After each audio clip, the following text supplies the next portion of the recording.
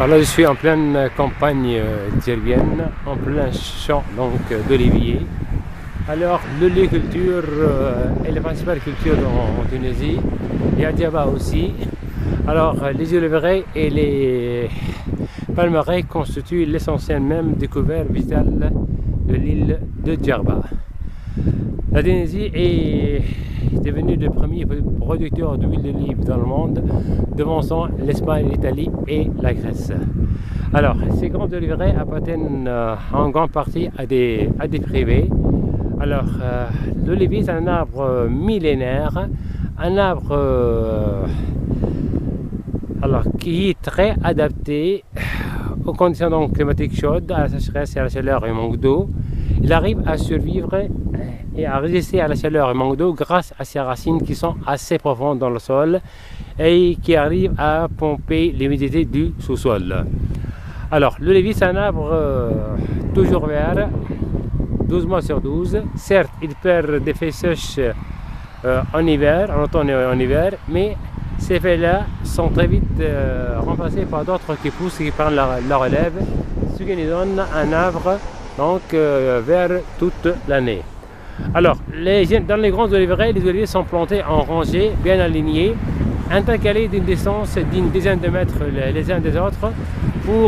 C'est fait exprès, c'est pour éviter que les racines ne s'entremêlent. Parce que les racines, elles vont d'abord en profondeur, puis se répandent en largeur. Alors, la floraison des oliviers commence vers le mois de mai. Alors là, on peut voir pendant ce mois-là, on peut voir l'olivier porteur de toutes petites fleurs blanches. Ces mêmes fleurs donneront vers le mois de juin de toutes petites olives vertes.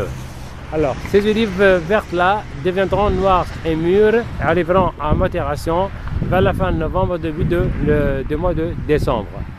Alors, décembre, c'est la saison de la grande cueillette des olives. Et la cueillette des olives se fait toujours à la main, donc selon une méthode ancestrale.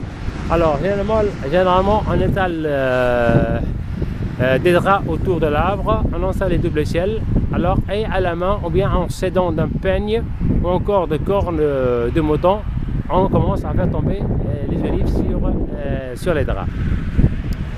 Alors, une fois cueillies, les olives seront ramassées et emmenées vers les différentes huileries modernes de l'île de Djerba. Alors, mais avant d'être broyées, les olives doivent séjourner pendant au moins 2 semaines dans des grandes cuves. Ça permet à la pulpe de se ramollir et une fois ramollie, la pulpe devient plus apte à céder l'olive devient plus apte à céder son jus. Alors, un olivier, une fois planté, devient adulte et productif à l'âge de 6-7 ans. Mais un grand olivier, pendant les années pluvieuses, il peut donc donner jusqu'à 80 litres d'huile d'olive par an. Mais bien sûr, les récoltes en olive dépendent des aléas climatiques. Pendant les années de bonnes pluies, les récoltes sont bonnes. Pendant les années de sécheresse, par contre, les récoltes sont donc médiocres ou mauvaises. Alors, une fois la cueillette terminée, le travail n'est pas pourtant terminé dans les oliveraies parce qu'on doit procéder directement à l'émondage, au taillage de l'olivier pour le débarrasser de ses branches devenues sèches et inutiles et lui permettre une meilleure régénération. De même, pendant la saison de l'automne, et après les pluies, généralement on laboure les grandes oliveraies comme on en voit là, c'est bien labouré. Voilà. Et puis aussi, en automne, on procède aussi au travail de cerclage pour débarrasser l'olivier des herbes nuisibles qui poussent autour de lui. Alors, la culture d'olivier constitue une grande richesse, aussi bien pour les paysans de l'île que pour les pays, évidemment. Voilà donc en gros pour ce reportage sur la culture d'olivier à Djerba.